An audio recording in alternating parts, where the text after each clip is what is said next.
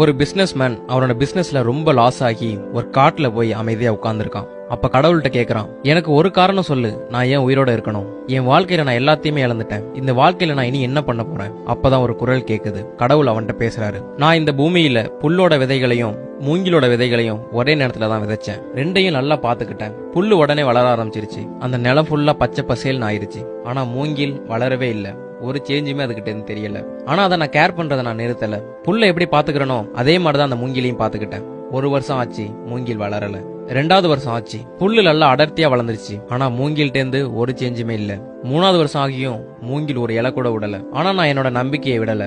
அதுக்கு எப்பவுமே தண்ணி விட்டுக்கிட்டு இருந்தேன். அதை பத்திரமா கவனிச்சுக்கிட்டேன். 4வது வருஷம் ஆகியும் அது வளரல. ஆனா 5 வருஷம் கழிச்சு மூங்கில் விதை முளைச்சது.